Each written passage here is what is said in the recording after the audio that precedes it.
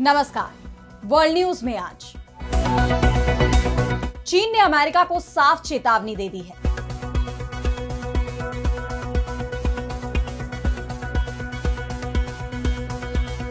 दूसरे विश्व युद्ध में जीत हासिल करने की 80वीं सालगिरह पर बीजिंग में चीन ने विक्ट्री डे परेड का आयोजन किया, जिसमें 26 देशों के नेताओं ने शिरकत की। सबसे ज्यादा सुर्खियां बटोरी चीनी राष्ट्रपति जिनपिंग के साथ रूसी राष्ट्रपति पुतिन और उत्तर कोरिया के तानाशाह किम जोंग उन की तस्वीर ने। इस परेड से जिनपिंग ने अमेरिका को सख्त संदेश दे दिया है कि हम धौंस जमाने वालों से नहीं डरते। तो साथ आए किम जोंग, पुतिन और जिनपिंग, अमेरिका को दी चुनौती। इस पर हम करेंगे विस्तार से चर्चा, लेकिन आइए जरा उन खबरों को भी देख लें जिन पर आगे होगी बात। अमेरिका के खिलाफ रची जा रही साजिश, चीन की सैन्य परेड में आए नॉर्थ कोरिया के लीडर किम जोंग और रूसी राष्ट्रपति पुतिन पर भड़के ट्रंप। चीनी राष्ट्रपति जिनपिंग को याद दिलाया इतिहास। गजा में इजरायली हमले में 105 लोगों की मौत। पानी के लिए लाइन में लगे मासूमों को बनाया निशाना। गजा पर कब्जे के प्लान को लेकर इजरायली सेना में बगावत। ईरान पर एक बार फिर से प्रतिबंध लगाने की तैयारी। अमेरिका ने यूरोपीय देशों पर बनाया दबाव। ईरान बोला पश्चिमी देशों की शर्तों को मानना नामुमकिन। और चलते चलते में देखेंगे आसमानी बिजली के तापमान और ताकत को। पलक झपकते ही सब कुछ कर सकता है तबाह। इन सभी खबरों पर हम विस्तार से करेंगे बात, लेकिन पहले एक नजर हेडलाइंस पर। अमेरिकी राष्ट्रपति ट्रंप का भारत को लेकर दावा। बोले मैंने टैरिफ नहीं लगाया होता तो वे कभी भी जीरो टैरिफ का नहीं देते ऑफर। भारत की नीतियों को बताया एक तरफा। वेनेजुएला के जहाज पर यूएस आर्मी का हमला, 11 लोगों की मौत। राष्ट्रपति ट्रंप ने बताया ड्रग तस्करी का रैकेट। पाकिस्तान के क्वेटा में बलूचिस्तान नेशनल पार्टी की रैली को निशाना बनाकर हुआ धमाका, 14 लोगों की मौत, 35 घायल। अमेरिकी राष्ट्रपति डोनाल्ड ट्रंप को एक और झटका। अमेरिकी कोर्ट ने नेशनल गार्ड सैनिकों के इस्तेमाल को ठहराया अवैध। कैलिफोर्निया में आव्रजन प्रवर्तन के खिलाफ विरोध में ट्रंप ने तैनात किए थे कमांडो। तो चीन ने पूरी दुनिया को अपनी ताकत का एहसास करा दिया है। ये साफ कर दिया है कि दुनिया में किसी एक का ऑर्डर नहीं चलेगा, किसी की तानाशाही नहीं चलेगी। चीन किसी के आगे नहीं झुकेगा। चीन का ये रुख अमेरिका के लिए सीधी चेतावनी के तौर पर देखा जा रहा है। और इस बार अमेरिका के खिलाफ चीन अकेला नहीं खड़ा, बल्कि 26 देशों के साथ उसने अपनी शक्ति का प्रदर्शन किया है। दरअसल चीन अपना 80वां विक्ट्री डे मना रहा है और इस मौके पर राजधानी बीजिंग में देश की अब तक की सबसे बड़ी सैन्य परेड का आयोजन किया गया, जिसमें रूस के राष्ट्रपति व्लादिमीर पुतिन, उत्तर कोरियाई नेता किम जोंग उन और ईरान के राष्ट्रपति मसूद पेजेश्कियान भी शामिल हुए। यानी वो सभी नेता जो फिलहाल अमेरिका को चुनौती देते नजर आ रहे हैं। इस मौके पर चीनी राष्ट्रपति शी जिनपिंग ने अपने भाषण में अमेरिका को सख्त संदेश दिया है। उन्होंने कहा कि जापानी आक्रमण के खिलाफ लड़ा गया युद्ध बहुत कठिन लेकिन महान संघर्ष था। यह आधुनिक समय में किसी विदेशी आक्रमण पर चीन की पहली बड़ी जीत थी। चीन किसी धौंस जमाने वाले से डरता नहीं है और हमेशा आगे बढ़ता रहता है। आज मानवता के सामने फिर से ये चुनाव है कि वो शांति चुने या युद्ध, संवाद करे या टकराव। मैं सभी देशों से कहना चाहता हूं कि वे युद्ध की असली वजहों को खत्म करें और पुराने दुखद हादसों को दोबारा ना होने दें। जिस तरह जिनपिंग ने चीन में एससीओ बैठक के दौरान हिंदुस्तान के पीएम मोदी, रूसी राष्ट्रपति पुतिन के साथ सुर्खियां बटोरी और अब उत्तर कोरियाई नेता किम जोंग उन भी चीन पहुंच गए। ऐसे में अमेरिका की चिंता बढ़नी तय मानी जा रही है। चीन ने सैन्य परेड में अपने हथियारों का भी प्रदर्शन किया। इस परेड में 45 सैनिक टुकड़ियां तियानमेन स्क्वायर पर उतरी और राष्ट्रपति शी जिनपिंग को सलामी दी। परेड में 100 से ज्यादा हथियार, 45 से ज्यादा सैन्य टुकड़ियां और 100 से ज्यादा विमान शामिल हुए। खास बात यह थी कि इनमें से कई हथियार पहली बार दुनिया के सामने पेश किए गए। उन हथियारों में चीन की नई HQ-29 anti ballistic missile air defence system शामिल थी। यह अमेरिकी थाड की तरह ही रडार और इंटरसेप्टर मिसाइलों के इंटीग्रेशन से ऑपरेट होती है, लेकिन इसकी रेंज और ऊंचाई के मामले में यह अमेरिकी सिस्टम से आगे हो सकती है। इसके अलावा नई DF-5C intercontinental strategic nuclear missile भी शामिल थी। इसकी रेंज 20,000 किलोमीटर से भी ज्यादा हो सकती है, यानी ये अमेरिका समेत पूरी दुनिया में कहीं भी तबाही मचा सकती है। इसके अलावा चीन ने J-20 और J-35 जैसे स्टील्थ जेट लड़ाकू विमान प्रदर्शित किए। मिसाइलों की बात करें तो DF-31AG और DF-41 बैलिस्टिक मिसाइलें, DF-ZF हाइपरसोनिक मिसाइल भी मौजूद थी। इस प्रदर्शनी में FH-97 stealth drone, HQ-19 air defence system, HQ-26 air defence system, इसके अलावा V917 टैंक और बख्तरबंद वाहन भी मौजूद थे और फुजियान वॉरशिप का भी प्रदर्शन किया गया। इन्हें सार्वजनिक तौर पर पेश किया गया। यह आयोजन द्वितीय विश्व युद्ध की समाप्ति के 80 साल पूरे होने के मौके पर किया गया है, लेकिन जिस पैमाने पर इसका आयोजन किया गया उसने पूरी दुनिया को चौंका दिया। माना जा रहा है कि चीन ने अमेरिका को साफ चेतावनी दे दी है कि अमेरिका के लिए चीन से मुकाबला आसान नहीं होगा। और अब बढ़ते हैं अगली खबर की तरफ, जहां हम बात करेंगे ट्रंप की बढ़ती चिंता की। तो वर्ल्ड ऑर्डर बदल रहा है, यह अब अमेरिका से हटकर चीन की तरफ शिफ्ट हो रहा है।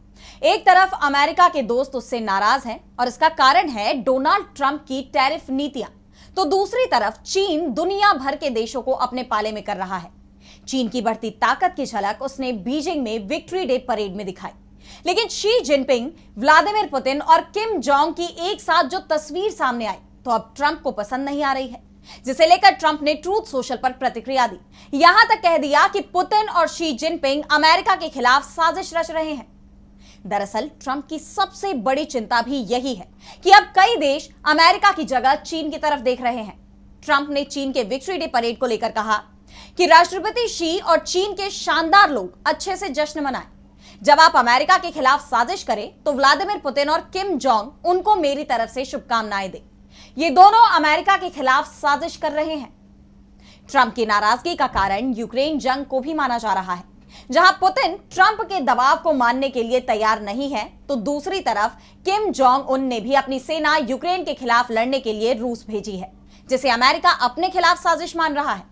इसके साथ ही ट्रंप ने यह भी कहा कि क्या चीन के राष्ट्रपति शी इसका जिक्र करेंगे या नहीं कि अमेरिका ने चीन को उनकी आजादी सुरक्षित करने के लिए कितना बड़ा समर्थन और कुर्बानी दी है। चीन के लिए कई अमेरिकी मारे गए। मुझे उम्मीद है कि उनके बलिदान के लिए उन्हें सही तरह सम्मानित किया जाएगा। दरअसल ट्रंप उसी दिन से भड़के हुए हैं जब चीन में एससीओ की बैठक हुई और इसमें चीन की तरफ से दुनिया को साफ संदेश दिया गया कि अब अमेरिका के वर्चस्व वाली दुनिया नहीं रही है, और उसके बाद से ही अमेरिका की तरफ से लगातार चीन पर हमले किए जा रहे हैं। लेकिन चीन ने भी साफ कर दिया है कि वो अमेरिका के दबाव में नहीं आएगा। अगर अमेरिका उसके साथ टैरिफ की जंग लड़ेगा तो नुकसान अमेरिका को ही होगा, जो पहले दिख भी चुका है। और अब अगली खबर में बात करेंगे गजा की। तो इजरायली पीएम बेंजामिन नेतन्याहू पर गजा युद्ध विराम के लिए अंतरराष्ट्रीय स्तर पर दबाव बढ़ता जा रहा है, लेकिन वो अपने रुख में बदलाव के लिए तैयार नहीं है, बल्कि गजा में इजरायली हमले तेज होते जा रहे हैं। गजा पर पूरी तरह से कब्जा पाने के अभियान के तहत अब इजरायली सेना ने 105 फलस्तीनियों की जान ले ली। इनमें से कम 32 लोग तो मदद मांगते हुए मारे गए। इस बार इजरायल का यह हमला घनी आबादी वाले इलाके में था, यानी उसके निशाने पर हमास के लड़ाके नहीं हैं, बल्कि गजा की मासूम जनता आ गई है। इजरायली हमले में खासकर अल सबरा इलाका तो पूरी तरह तबाह हो गया है। यहां कई दिनों से लगातार हमले हो रहे थे। वहीं खान यूनिस के पास अलमवासी क्षेत्र में, जिसे कि इजरायल एक सुरक्षित क्षेत्र बताता है, वहां एक इजरायली ड्रोन हमले में 21 लोग मारे गए। वे पानी भरने के लिए कतार में खड़े थे जब कब्जा करने वाली सेना ने सीधे उन्हें निशाना बनाया, जिससे जीवन की उनकी तलाश उनके जीवन के अंत में बदल गई। इजरायल के इन हमलों की कड़ी निंदा करते हुए गजा के सरकारी मीडिया कार्यालय ने एक बयान में कहा कि ये अपराध दुश्मन की आपराधिक फांसीवादी प्रकृति को उजागर करते हैं। इसमें वॉशिंगटन की भी मिलीभगत है। दरअसल बीते दिन इजरायली रिजर्व सैनिक ड्यूटी पर पहुंच गए और नेतन्याहू के आदेश पर गजा शहर की घेराबंदी का अभियान जोर शोर से शुरू कर दिया गया है। लेकिन जिस तरह पूरी दुनिया में उनके इस गजा प्लान की निंदा हो रही है, वो विरोध इजरायल की सेना में भी दिखाई दिया। इस योजना का विरोध कर रहे सैकड़ों रिजर्व सैनिकों के एक समूह ने घोषणा की है कि अगर उन्हें हमास के खिलाफ चल रहे युद्ध में लड़ने के लिए बुलाया गया तो वे अब ड्यूटी पर नहीं आएंगे। उनका कहना है कि एक स्पष्ट रूप से अवैध आदेश जो बंधकों को मार डालेगा, गजा में फलस्तीनियों को मार डालेगा और सैनिकों को भी मार डालेगा, उसे अस्वीकार किया जाना चाहिए। यानी भले ही नेतन्याहू का गजा पर कब्जे का प्लान एक्टिवेट हो गया हो, लेकिन उसे सफलतापूर्वक अंजाम देना मुश्किल नजर आ रहा है। और अब अगली खबर में बात करेंगे ईरान की। तो ईरान पर एक बार फिर से प्रतिबंध लगाए जा सकते हैं। अमेरिका तो पहले से ही इसका दबाव बना रहा है और अब यह खबर आ रही है कि अमेरिका के दबाव में यूरोपीय यूनियन भी आ गया है। अभी तक खबर यह आ रही थी कि ईरान के परमाणु कार्यक्रम को लेकर अमेरिका दबाव बना रहा है, अमेरिका के राष्ट्रपति डोनाल्ड ट्रंप ने तो ईरान को धमकी देते हुए यहां तक कह दिया कि अगर अगस्त में ईरान ने परमाणु कार्यक्रम पर समझौता नहीं किया तो अगस्त बीतने के साथ ही अमेरिका ईरान पर हमला कर देगा। वैसे अगस्त बीत चुका है और अमेरिका या इजराइल की हिम्मत नहीं पड़ी है कि वो ईरान पर हमला कर सके। इसके पीछे का कारण भी अब सामने आ गया है। ईरान की तरफ से कहा गया है कि अमेरिका और यूरोप के निशाने पर उसका परमाणु कार्यक्रम नहीं है, बल्कि दबाव बनाया जा रहा है मिसाइलों को लेकर। इजराइल के साथ ईरान की जो 12 दिन की जंग चली थी, उसमें ईरान की मिसाइलों ने इजराइल में तबाही मचा दी थी, जिससे अमेरिका से लेकर यूरोप तक खलबली मची हुई है। ईरान का साफ कहना है कि अमेरिका और पश्चिमी देश ऐसी शर्तें रख रहे हैं जिन्हें मानना मुमकिन ही नहीं है। ईरान की सुप्रीम नेशनल सिक्योरिटी काउंसिल के सचिव अली लारिजानी ने कहा कि हम तर्कसंगत बातचीत चाहते हैं, लेकिन जब वे मिसाइलों जैसी अव्यावहारिक शर्तें रखते हैं तो इसका मतलब है कि वे बातचीत को ही खत्म करना चाहते हैं। ईरान परमाणु कार्यक्रम पर बातचीत को तैयार है, लेकिन अपने मिसाइल कार्यक्रम को लेकर वो दबाव स्वीकार नहीं करेगा। ईरान की तरफ से जो बयान आया है उसने अमेरिका और यूरोप के डर को सामने रख दिया है। अमेरिका और यूरोप का कहना है कि ईरान अपने परमाणु कार्यक्रम को तो आगे बढ़ा ही रहा है, साथ ही परमाणु बम को लेकर जाने वाली मिसाइलों का भी निर्माण कर रहा है। लेकिन ईरान बार बार कह रहा है कि उसका परमाणु कार्यक्रम सिर्फ बिजली बनाने और नागरिक कामों के लिए है। उसका कहना है कि वो यूरेनियम सिर्फ फ्यूल के तौर पर समृद्ध कर रहा है, ना कि बम बनाने के लिए। ईरान ने साफ कर दिया है कि मिसाइलें बातचीत का हिस्सा कभी नहीं हो सकती। ईरान के जवाब से अब मामला फंसता दिखाई दे रहा है। एक तरफ अमेरिका और उसके सहयोगी ईरान पर कड़े प्रतिबंध लगाने की धमकी दे रहे हैं, वहीं दूसरी तरफ ईरान का यह साफ कहना है कि उसकी मिसाइल नीति पर कोई बात नहीं हो सकती। सीधे शब्दों में कहें तो जंग सिर्फ परमाणु कार्यक्रम पर नहीं, बल्कि इस बात पर भी है कि क्या अमेरिका ईरान को सैन्य रूप से कमजोर करना चाहता है। और यही वजह है कि आज भी वॉशिंगटन और तेहरान के बीच बातचीत का रास्ता खुलता नहीं दिख रहा। और अब चलते चलते में बात करेंगे आसमानी बिजली के तापमान और ताकत की। तो क्या आपने सोचा है कि जिस बिजली पर हमारा जीवन इतना निर्भर है, उसका एक ऐसा रूप भी है जो पलक झपकते ही सब कुछ तबाह कर सकता है। हम बात कर रहे हैं आसमानी बिजली की, जिसे अंग्रेजी में लाइटनिंग कहते हैं। ये प्रकृति का सबसे शक्तिशाली और विनाशकारी रूप है।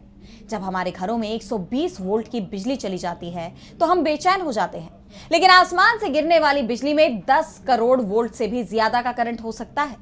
ये जानकर आप हैरान हो जाएंगे कि जब ये बिजली गिरती है तो इसका तापमान 27,760 डिग्री सेल्सियस यानी 50,000 डिग्री फ़ारेनहाइट तक पहुंच सकता है।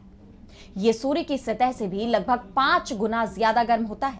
यही वजह है कि जब ये किसी पर गिरती है तो उसके बचने का कोई चांस नहीं होता। आसमानी बिजली की लंबाई 4 से 5 किलोमीटर तक हो सकती है और ये हवा को इतनी तेजी से गर्म कर देती है कि जोरदार आवाज पैदा होती है, जिसे हम गरज कहते हैं। ये बिजली इतनी शक्तिशाली होती है कि अगर ये किसी पेड़ पर गिर जाए तो उसमें तुरंत आग लग जाती है और वो पल भर में राख हो सकता है। आपने भी देखा होगा। ये सच है कि बिजली ने हमारे जीवन को बहुत आसान बना दिया है, लेकिन हमें इसके प्राकृतिक रूप की असीमित शक्ति को भी नहीं भूलना चाहिए। यह हमें याद दिलाता है कि प्रकृति के पास कितनी अद्भुत और खतरनाक ताकत है। फिलहाल आज इस वर्ल्ड बुलेटिन में इतना ही। देश दुनिया की तमाम बड़ी खबरों के लिए देखते रहिए डीवी लाइव और मुझे दीजिए इजाजत। नमस्कार।